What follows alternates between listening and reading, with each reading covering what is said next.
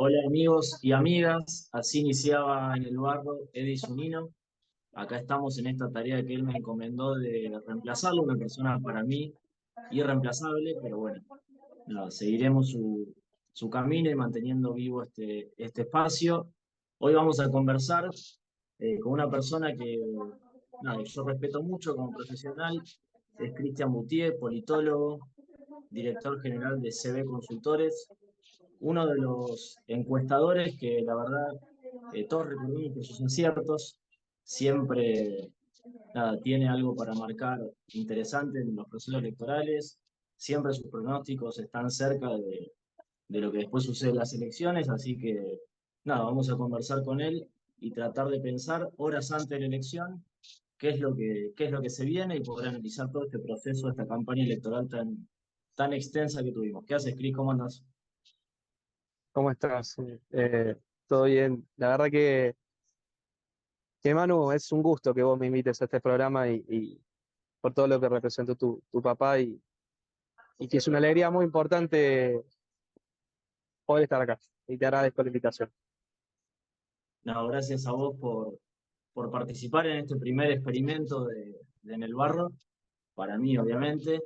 Primero preguntarte algo que también digo de manera personal, ¿cómo son estos días, los días previos a la elección para un consultor, para un encuestador que se la jugó en los medios de comunicación con sus últimos pronósticos, que planteó escenarios a lo largo de toda esta última parte de la campaña del balotaje, que fue una campaña intensa, movida, con vaivenes, con eventos que pueden haber cambiado las tendencias? ¿Cómo vivís esos días previos, vos de lo personal y lo profesional?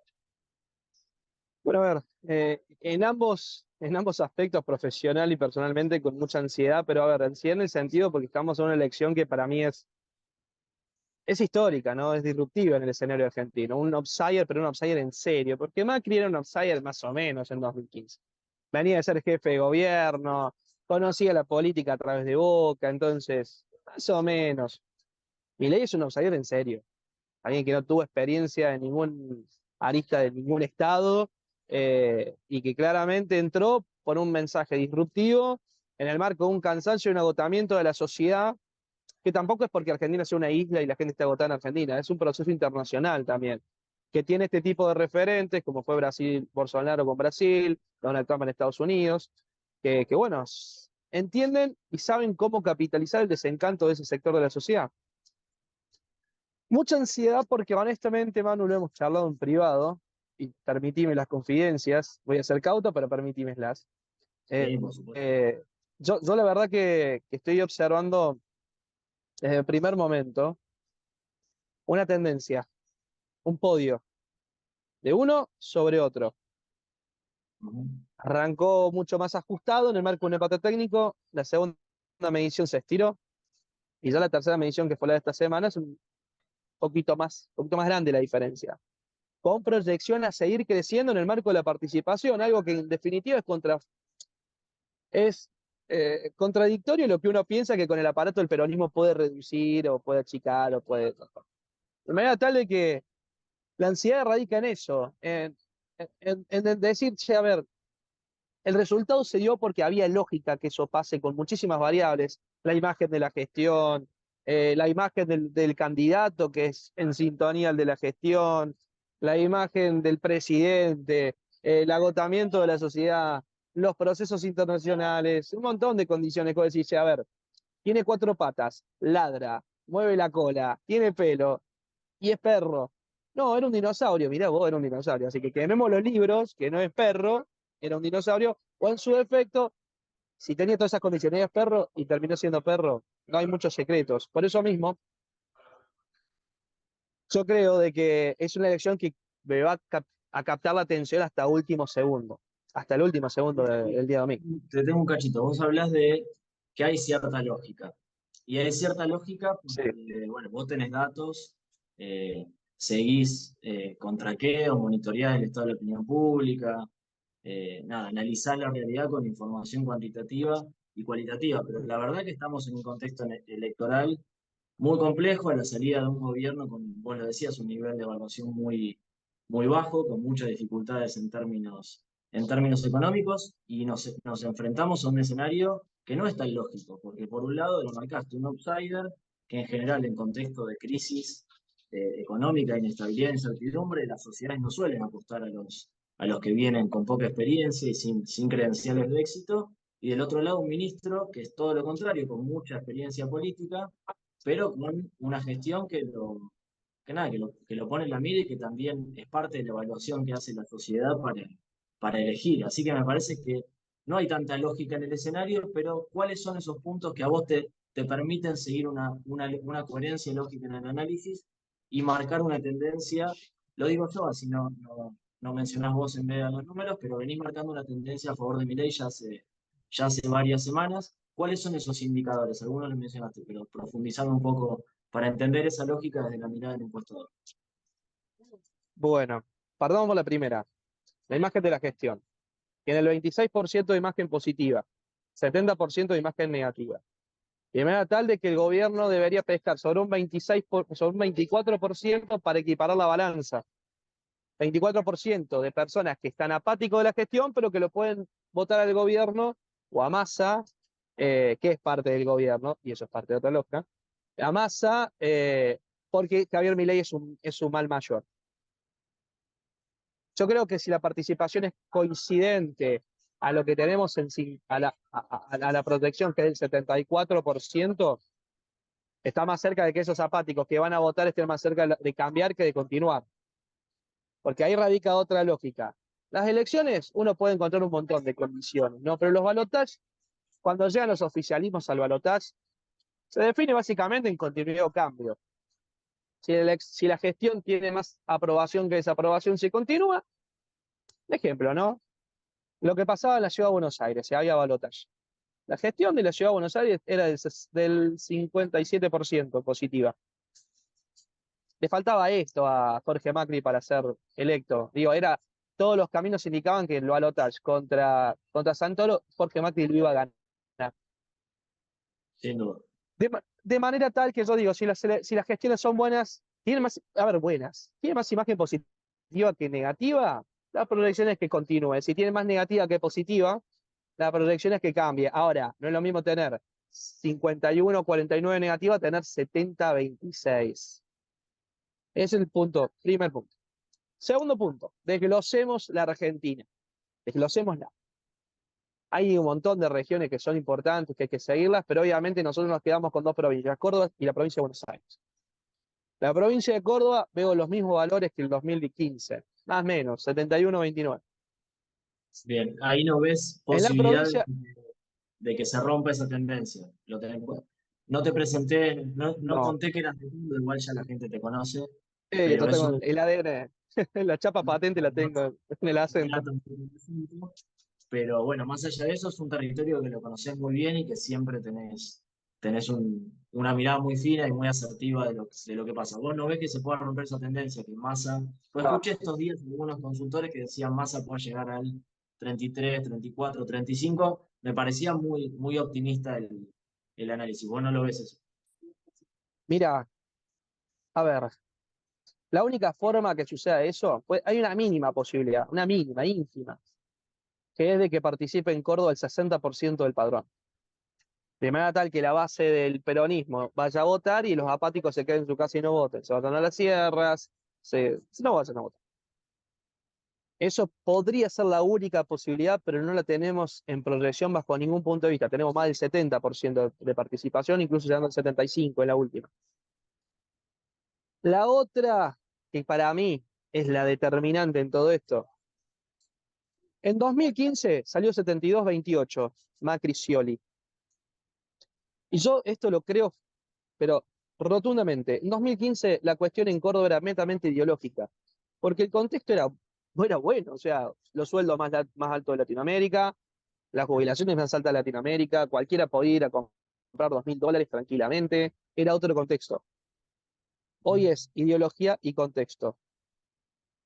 Hoy es ideología, porque sigue siendo tan kirchnerista como siempre, y contexto. El jubilado está enojado, el trabajador empobrecido está enojado, el que no puede importar y producir está enojado, el que no puede exportar porque el gobierno le saca la mitad de lo que produce y justamente el sector agropecuario está enojado, de manera tal que vos decís, che, ¿de verdad se puede revertir ideológicamente si el contexto no acompaña? Con lo cual, si vos me apurás un poco, yo creo que 71-29 es un resultado coherente, pero con proyecciones que incluso la diferencia se puede estirar. Bien, y es Después, una la provincia de pregunta Buenos Aires, sí, perdón. determinante para el resultado. Te iba a preguntar eso justo. Y en provincia de Buenos Aires vos sí tenés una diferencia a favor de Unión por la Patria, pero que no le alcanza para Para equilibrar la cuenta. contrarrestar lo otro. Incluso es una diferencia mayor que el 2015. 2015 Claro. terminó 52-48 aproximadamente, más o menos, a favor de Scioli. Bueno, yo tengo más. Yo tengo 7 puntos. Pero lo que no tenés en esta elección es un diferencial en el norte, a favor del oficialismo. No tenés un diferencial en la Patagonia, a favor del oficialismo, un diferencial notorio. Provincia donde ganó por 20 puntos. Frente para la Victoria a Cambiemos en 2015. Ahora está a la inversa. No a esos niveles, pero está peleado a favor de Milei. Entonces yo digo, necesitas justamente hacer una gran elección en la provincia. Y ojo, se van a hacer elecciones interesantes. Nosotros medimos Quilmes, por ejemplo. En Quilmes tenemos 20 puntos de diferencia. Hablé con gente de Quilmes, le pregunté, che, ¿cómo fue? ¿Y por qué medimos Quilmes? No por algo en especial, sino porque la consideramos un municipio testigo de la tercera, que es bastante heterogéneo y nos sirvió para interpretar la tendencia de lo que fueron las generales. Y yo le digo, ¿cómo salió en 2015? 55-45, 10 puntos, y ahora son 20. Bueno, pero bueno, lo que vemos también es un resultado muy malo en el interior del provincia. Pero bueno, Manu, también me gustaría que saber lo tuyo, porque sé que vos lo venís siguiendo y te... Estamos cerrando campo ahora. Tenemos una diferencia de por lo menos 7 puntos a favor de Unión por la Patria en provincia. Sí, en el conurbano es mucho más fuerte que en el interior. En el interior casi te diría que hay una paridad y hay lugares importantes donde Milei está ganando, ciudades importantes del interior. Vos ayer decías, ayer sí, con Trebuch, que el conurbano va a ser un lugar definitorio, además de Córdoba. Pero, ¿por qué? ¿En qué sentido lo planteas? ¿Vos crees que ahí puede estar una de las sorpresas de la elección, con un Milei por encima de las expectativas incluso de su propio equipo de campaña? No, a ver, yo creo que el conurbano puede aportarle a Massa eh, una base, pero necesita hacer, y principalmente la tercera sección, ¿no? Porque yo también veo un escenario de paridad en la primera. En la primera no lo veo a Unión por la Patria logrando diferenciarse. Entonces, yo veo una tercera que necesita quemar las naves, una primera que necesita reforzar porque lo veo recuperando mucho a Milei, bueno, es lógico, y el interior que nosotros tenemos un escenario ahí donde Milei sacaría una diferencia. Bien, quinta y Ahora, sexta sección electoral por lo menos. Ahí Milei, yo tengo ese dato que se sí, impone. Quizás en la segunda sí, Juan. sección, que en la zona norte de la provincia, hay más paridad. Pero Sí, no, pero a ver, la quinta con Mar del Plata ahí te marca uno. Bueno, ahora, lo que percibo es que justamente la batalla está ahí. Córdoba por lo que tracciona uno y el conurbano, pero principalmente la tercera sección, para lo que significa para el otro. Ahí donde yo radicaba que todo se definía. ¿Cuánto sacás acá para marcar la diferencia? ¿Y cuánto sacás acá para marcar la diferencia? Porque la tercera sección, no tengo el padrón finito, pero la tercera sección debe ser.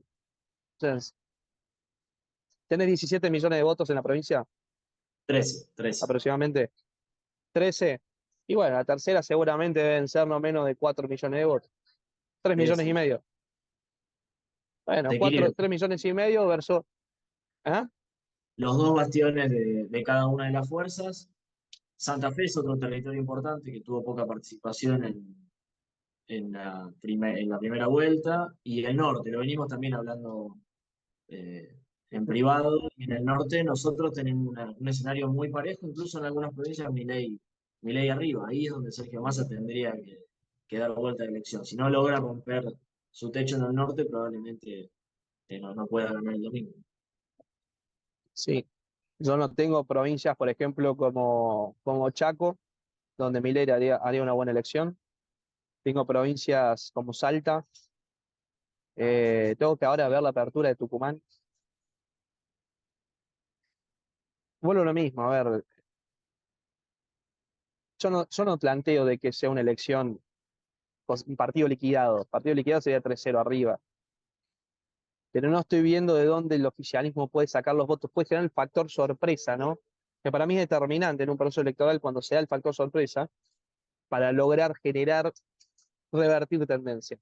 Mira, el factor sorpresa, la Libertad Avanza lo votó en las PASO, ¿no? Milei en 30 puntos, nadie se lo esperaba, toda la expectativa la generó Milei.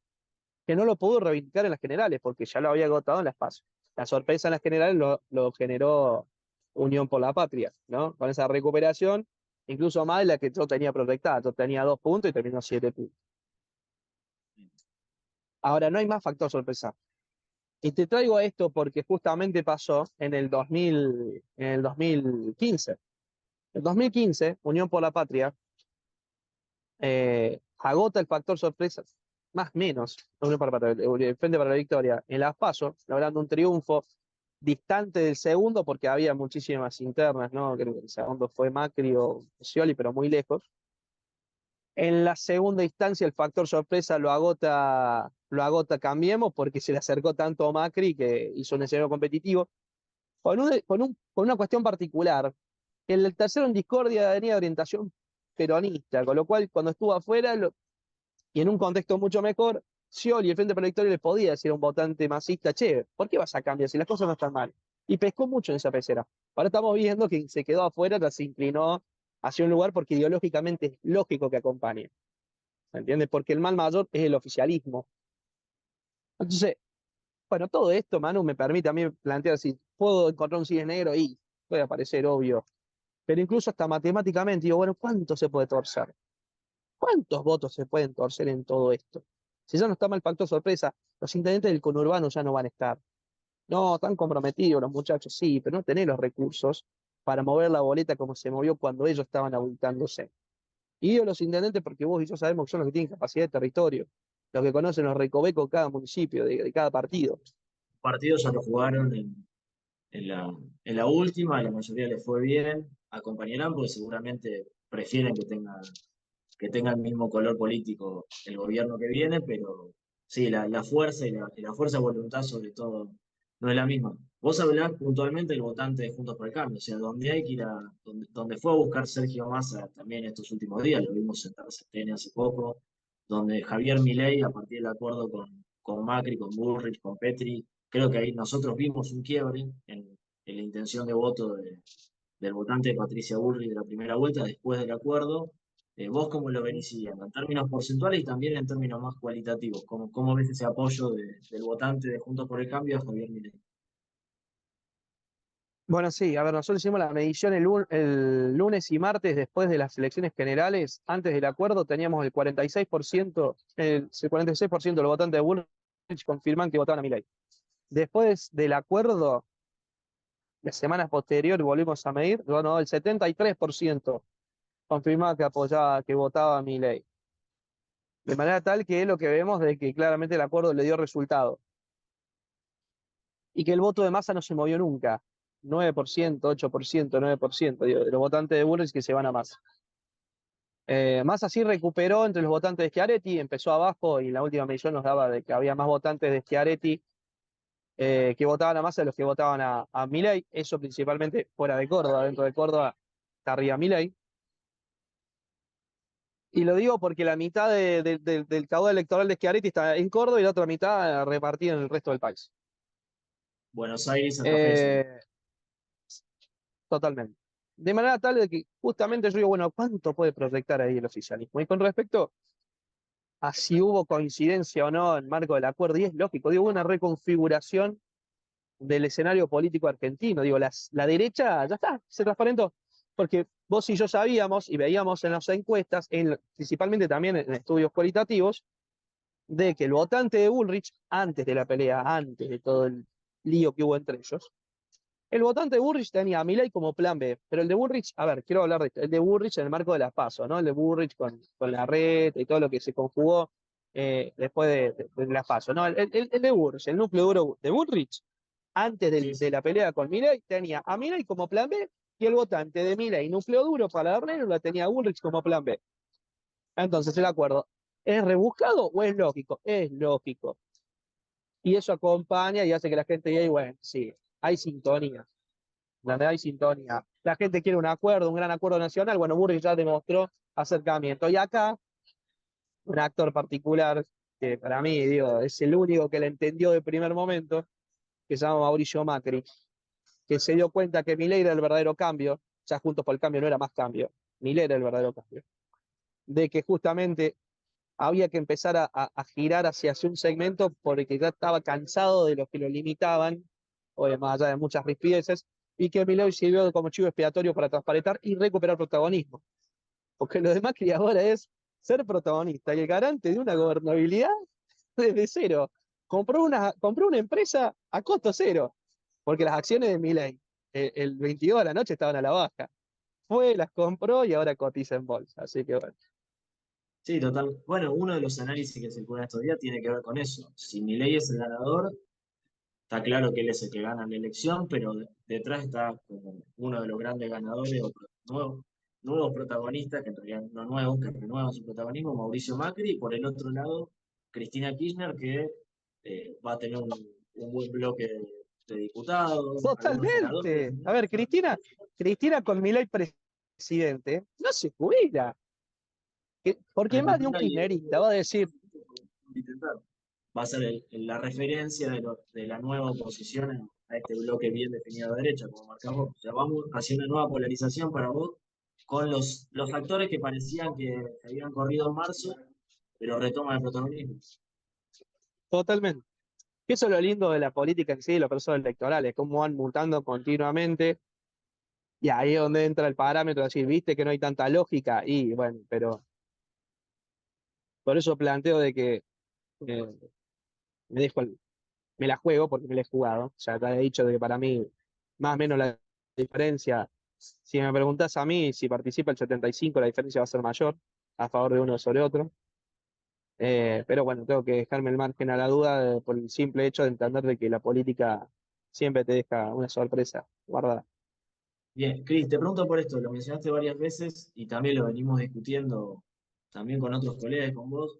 ¿Vos creés que el votante opositor tiene más motivación para ir a votar? Pienso sobre todo el que no votó a Milei, el que votó, no sé, Juntos por el Cambio, Schiaretti. ¿Tiene más motivación para ir el domingo a votar en contra del gobierno o lo ves más desmotivado y al votante más cercano a Sergio Massa por una cuestión defensiva, por miedo, por temor, por preocupación, por lo que sea? Va a ir a votar. ¿Cómo juega eso de la participación? Si podés usar un cachito. Qué buena pregunta, mano. Yo creo que hay motivación. Hay motivación porque justamente ese segmento, a ver, lo tiene el gobierno como mal mayor, un porcentaje importante del segmento lo tiene el gobierno como mal mayor, y porque se dio cuenta que Massa es un todoterreno, que si no vas y le ganás a Massa en las urnas, no le ganás más, lo tenés para toda la vida, porque es un todoterreno y lo demostró en el debate. La profesionalización de Massa en el debate hizo que ese segmento que decía, bueno, ya está, no voy a acompañar a Milei, diga, no, vamos, porque si no, Massa no lo sacamos nunca más. Y ese patrón también lo vi, dando la distancia, ¿no? Pero lo vi cuando fue a Córdoba. Cuando fue a Córdoba, una estrategia para mí equivocada, porque a Córdoba no tiene que ir a pedir votos, tiene que motivar de última que el cordobés no vote, pero no tiene que ir a pedir votos, porque es como si yo, hincha de Boca, me pongo la de Riquelme y quiero buscar hinchas de Boca en Núñez. Lo que voy a lograr es que salgan de sus casas los hinchas de River diciéndome, yo soy hincha de River cuando estaban en su casa. O sea, lo mejor es que no aparezcan, no que ahora salgan todos y decir, tómatela acá, Bostero. Bueno, esto es lo mismo. Fue a Córdoba a pelearse con todo el mundo y la diferencia se terminó estirando. Ahora se achicó un poquito, pero digo, no fue productivo, fue contraproducente. Entonces yo creo que la profesionalización de Massa, lo que demostró en el debate, y un factor que para mí es muy importante, que lo entendió Milei, o se lo hicieron entender. Ayer creo que largó un spot hablando de esperanza, hablando con mensajes propositivos, diciendo todo lo que no va a hacer. Pero hablando de esperanza, votar sin miedo, muy parecido al de Macri 2015, pero muy parecido. Creo que entendió cuál es la lógica de un balotaje, que hay que perforar los techos, no fidelizar los pisos. Los pisos ya están, no se van a mover. ¿Me entendés? Hablarle con los mismos latiguillos de siempre, como hiciste en el balotaje, es fidelizar el piso. El secreto es perforar el techo, buscar votantes nuevos, tipos que no te votaron antes. Bueno, lo entendió ahora, en el sprint final. Y eso me En el hace pensar de que debate, también es una motivación. ¿cómo lo viste en el debate a Milei en ese sentido? En esto que No, plantea. mal. El debate de Milei para mí, fue desaprobado. No aprovechó ningún aspecto. Massa le manejó los tiempos. Lo dejó expuesto un montón de veces. Pero bueno, creo yo que Milei también tiene las condiciones de que Massa es una persona que para un segmento importante de la sociedad eh, carece de credibilidad y por eso todo lo que decía Massa en su profesionalización, esto, la verdad que este tipo está tan preparado que si llega no se va nunca más. Entonces, eso es el factor que hace que vayan y lo motivan a Milei, pero no porque Milei sea un llamador. Ahora, el spot que larga, hablando de esperanza, sí creo que es un llamador, porque justamente ese segmento votante de Bullrich, franja etaria alta, que lo veía a Milei como un loco, ahora dice, bueno, a ver, por lo menos está contenido, está regulado, no me dice boludeces, y le doy una cuotita de confianza, porque mi mal mayor es obviamente que siga Frente para la Victoria, Unión por la Patria, Sergio Massa y todo lo que representa. Coincido. Y te hago una pregunta, y ya te voy liberando que estás por viajar, vemos el aeroparque ahí de fondo. ¿Te volvés a Córdoba o te vas a laburar otro lado? Me tengo que ir a otra provincia. A otra provincia, no, no vamos a preguntarlo. Eh, Vos hablaste de más, hablaste de esta dificultad que tuvo para ser parte del gobierno y tratar de mostrar que no lo era, o por lo menos contar que su gobierno, él lo remarcó muchísimas veces, ¿no? Se trata se lo dijo en el debate el otro día Milei, es entre vos y yo, no es ni el kirchnerismo, ni Alberto Fernández, ni Mauricio Macri. Habló en el segundo debate, de la primera vuelta, de su gobierno, hizo todos los esfuerzos posibles para desmarcarse de la experiencia de estos 4 años y nada, probablemente haya sido el que jugó el partido más difícil en la campaña. ¿Qué podría haber hecho? Yo tengo una pregunta que no sabría responder, ¿eh? O sea, que también me puedes decir que no sabes, pero ¿qué más podría haber hecho Sergio Massa en este último tiempo? Yo lo vi hablando con las mujeres, que era un nicho donde me parece que tenía muchas posibilidades, federalizó la campaña mucho más que Milei, sabiendo que ahí tenía para ganar, si bien el partido todavía está abierto y puede ganar cualquiera de los dos el domingo, pero ¿qué podría haber hecho a tu criterio Massa que no hizo? ¿O qué podría haber reforzado en este último tiempo para estar un poco mejor posicionado para el domingo? Mira, a mí me gusta mucho el fútbol y yo soy de Boca y me pregunta, ¿qué más puede haber hecho Almirón? De todo lo que hizo y cómo llegó. Porque Boca, porque Massa es Almirón, Massa es Boca. Llegó a la final con Fluminense a los tumbones, porque se le dio la suerte así, porque se le alinearon las estrellas para que pueda llegar al balotaje y llegar a la final. Ahora llegamos y jugamos contra un equipazo y nos ganó bien, después de hecho 2 goles más. ¿Entendés? Entonces digo, ¿cuánto más puede hacer Massa? Si tiene el 70% de imagen negativa de su gestión. Él tiene el 60% de imagen negativa. Sergio Massa, capital propio. Y la gente quiere un cambio, porque hay un proceso de agotamiento. La suerte que tiene es que justamente quien representa el cambio en este momento es tan disruptivo que genera un cierto miedo, pero ¿cuánto más se puede pescar sobre ese lugar? Nunca se puede correr el eje de Milei sí, Milei no. Por eso te digo, se agotó el factor sorpresa en las generales ya con eso. Ya ahora necesitamos otra cosa y no existe. Por eso te digo, ¿cuánto podía hacer Almirón para ganar la Copa? ¿Y cuánto puede hacer Massa para ser presidente? Sí, sí, la verdad que hizo una campaña, si uno lo lee en términos de lógica comunicacional, fue la campaña más ordenada. Creo que vimos un Milei, vimos Absolutamente. más Milei, me parece, durante la campaña. No fue el mismo, Sergio Massa sí, fue como vos lo marcaste, el más profesional, el más coherente en términos discursivos, narrativa. Milei fue como variando su estrategia y buscando distintos segmentos también. Una campaña muchas veces así a los perdigones, ¿no? Apuntando a la microsegmentación, mucho trabajo de red. Eh, ¿Qué fue lo mejor para vos de la campaña de Milei y también de Sergio Massa en ese contrapunto y en esos perfiles tan opuestos que vimos, sobre todo en el último tramo? Lo mejor de Milei, el cierre ahora, el último spot. en este momento el cierre. Entendió de qué se trata un balotaje. Lo mejor de Massa, lo mejor de Ma- ¿La campaña de cara al balotaje o todo el proceso? No, si querés todo el proceso. Yo pensé No, en este último la, contraste muy la, grande la- entre ellos. Yo creo que Massa no hizo demasiado. A ver, mantuvo la profesionalidad, no tiene mucho más de dónde pescar, entonces no hay nada que genere un impacto. Creo que la campaña de las PASO a las generales fue muy buena, cúspide de éxito con todo lo que se hizo. El tema de las diferencias de con subsidio, sin subsidio, los anuncios de la quita de IVA, la quita de ganancias, plantear obviamente de que se puede, sí se puede, no un miedo de que Milei gane en primera vuelta, bueno, capaz no Bueno, tengo que ir en juego, ¿no?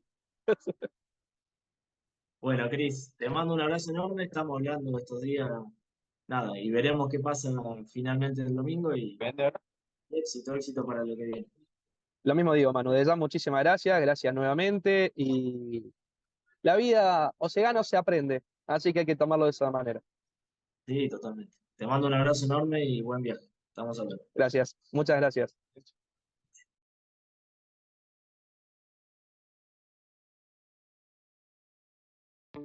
Seguinos en nuestras redes sociales y entérate de todas las actividades legislativas. Honorable Cámara de Diputados de la Provincia de Buenos Aires.